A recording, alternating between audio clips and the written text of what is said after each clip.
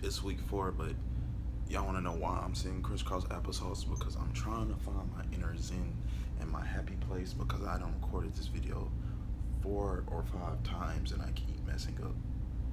Well, not messing up in the sense that I'm doing something wrong, but I'm trying to be more fluent and eliminate my likes and ums and not sound ignorant. So I'm gonna just keep doing this until I get it right. So week 4 was good. This week I got to go to the African American Museum. The African American Museum, it was amazing. The bottom floors they have where everybody was stripped from their homelands and took to America. And on the top floors they have music section and cinematic section. Well, not sections, but exhibits. But instead of talking about it, I'm just going to show you a video because I was on Snapchat the whole time.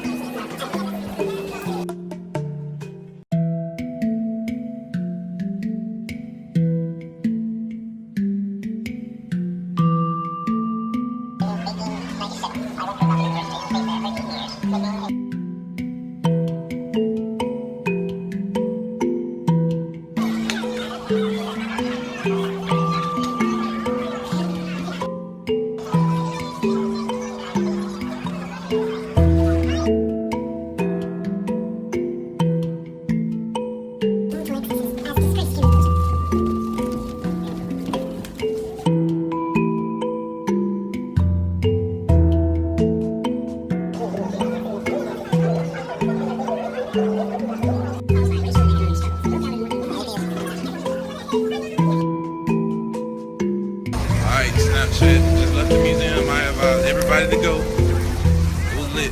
Okay, inside the African American Museum, they had this reflection chamber. And in the reflection chamber, they gave you these questions and you answer the question. But I felt like I was on the spot, and for some reason I was nervous. I always get nervous when I record, to be honest. And I record a lot, but I still get nervous because I like things to be perfect, and I know that it can't be like that. But here's the video. Don't judge me. What's up, guys? I'm finna do this 1968 and beyond reflections. I'm at the African American Museum, and I'm just going to do one of these questions on this computer and record it. At the start of the recording, tell us your name and where you're from. Okay, how y'all doing? My name is Justin Cole. I'm from Huntsville, Alabama. And my question is, how do you think race and racism affect your day-to-day activities? Well, I'm black, obviously, and I feel like being black in America is not as hard as it was in the past, but I still feel like it's a hindrance and a challenge because, like, for example, when I venture into certain areas or try to do certain things, people automatically look at me differently. Like you don't even know me. Like, you feel me? They automatically look at me differently. So it's like when you have that type of pressure, everybody doesn't operate well under pressure, and it kind of sets you back a little bit.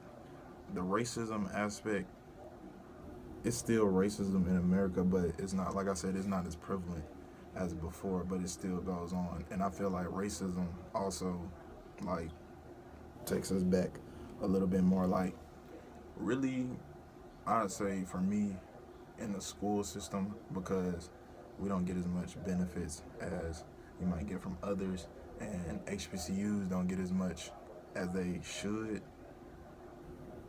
Um, I think that's it. I mean, obviously, it's more, but that's all I can really put together right now. I feel like I'm on the spot. When people place this fearful stigma above your head, or like develop this judgmental perspective, it sets you back because this can affect the type of job you get. This can hurt you physically, or this can hurt you emotionally. And also, when people are fearful of you, you become fearful of them because people do critical things when they're fearful. That means you have to watch out for that person. And as far as the racism and the education that I was talking about, HBCUs are responsible for majority of the STEM the African American STEM graduates. I mean, of course, but long story short, HBCUs know their students, and there is a huge disparity of non-minority STEM graduates versus minority STEM graduates. And if you know this, and you know that HBCUs are better at doing this than this realm, then why wouldn't you give them more resources and funding that they need? You know? So I hope that was a better way of explaining that. The only thing else that I could think to tell you guys is that I spent more time at Howard this week doing research on pretty much what I just talked about, the disparity of African Americans in STEM and BWIs producing STEM graduates versus HBCUs producing STEM graduates. And it's been good. Like, I kind of like it. Like, I never thought that I would develop this type of enthusiasm for something outside of a laboratory or me doing a real experiment. So it's been cool because I now see that African Americans underrepresentation in STEM is not just a fight for educational equality. It's like a fight for equality, period. Because in a sense is racism.